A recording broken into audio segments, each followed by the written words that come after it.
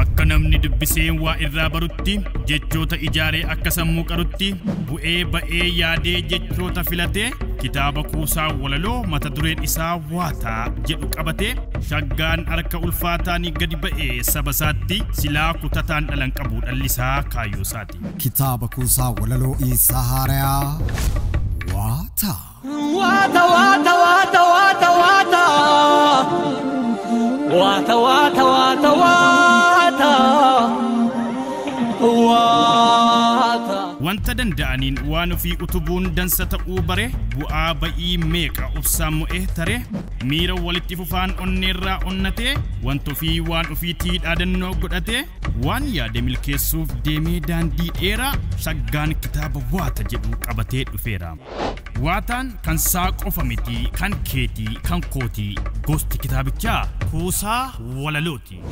Yeroo ola deemaan akkanaa waan danda'u gumaachee jabaa jedhu sabaa sabni isaas dammaqee fuula jaalalaatiin noori jechuu qaba. Marartee waan keenya hojiidhaan ibsuudha jajuun dirqama miti qeequun tumsuudha. Galaana gurguddaa lagooti xixiqqoo deggeran dhibbaatama tumsa burqituutiin galaanni gurguddaa guddatee waamama. Kanaaf barruus ta'e kamuu fuulleetti iyyaafanne dammaqnee waan keenya bira yoo dhaabanne fakkeenyummaa guddaadha labataas riqichaa daandii hubannoon tolerra cabaatu didichaa. Yaada mana buleen kudhaamaa qalbisaati waa irraa baradhaa waata dubbisaati. Namoota dubbifne keessaa Asumaanii waa'ee kitaaba kanarratti maal jedha wallisaa Muktaar Usmaanii. Sochiin of taasisuuf bilisoomsuuf qabsoo godhamu keessatti ogbarruun qooda guddaa qaba. Artiin qooda guddaa qaba. Dargaggeessi kuni ogbarruu afaan Oromoo keessatti gara fuulduraatitti bakka guddaa gaha jedheetiin amanaa. Irra butaan qabu wanto fi badaadha maal jedha kanarratti wallisaa Keekiyyaa Badhaadhaa. Seenadhaan ijaarra madalootaan utubama maqaan gootaa ni kabajamaa.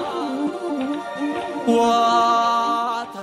Xurree yoon filatin bakka yaanni hin geenyu mee waan adde Maakiyyaa Abdullaahi jettus dhageenyu. Kitaabni waata jiru kun waan hin ibsine qabu mata duree adda addaa hedduu calaqqisee keessaa qaba. Mata dureen cuftinu amma waan hawaasatti fayyadamu jechuudha. Kanaafuu ogbarruun hogguu akkanatti waan mul'attu dhaloota kaanii dabarsu. Dhaloonni kaan fuudhee ammas kabiraatti dabarsu. Barruudhaan hogguu dhiyaate. Wanni bocalamee kabiraa itti da'amee kabiraa irraa suusuutan akka jiru dabarti jechuudha. Kanaafuu ogbarruun hedduu barbaachisaadha jechuudha. Ogbarruu kanaaf nama akka shaggaa baadiyyaa kanaaf keessa fakkaatu faatu guddisa jechuudha. Afaan guddisuu irratti waan guddaa shoora guddaa qabdi. Waan ittiin ofii cabneen ilmaan cabuun cabaa wallisaan Amiin Huseen illee wanta jedhe qaba. Kitaaba waata jedhu kana keessatti dhuguma dubbachuudhaaf galmee seenaa Oromootirraa aadaa fi duudhaa safuu Oromootirraa wanti inni irraan barreessan hin jiru jechuudha. Qabna gaaddisa waan keenyaa jalatti hiriiruu aadde Saaliyaa Banagaassis waadhaamanii jiru.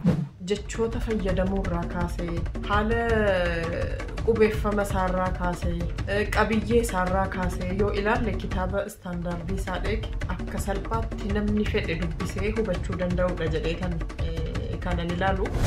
Kan jabaatee jabeessuu qabu anaaf si'i kanaam jedha ola deemaan waloo ammaartamaam.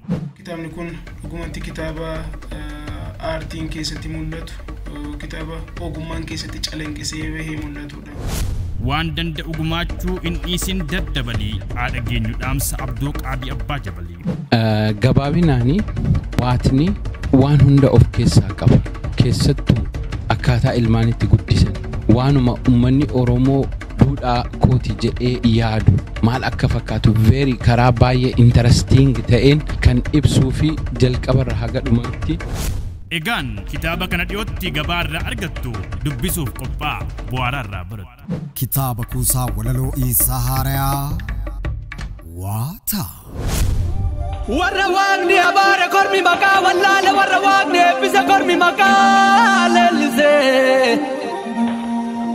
Waata. waata Waaqnu lagi abaarsa ijibbaata naraarsa gadhee seenaa tureessa Meekeen goota faarsa Meekeen goota faarsa Kaleefiin daachii baasa gurra dhiiraan odeessa gadheen garaa hammeessa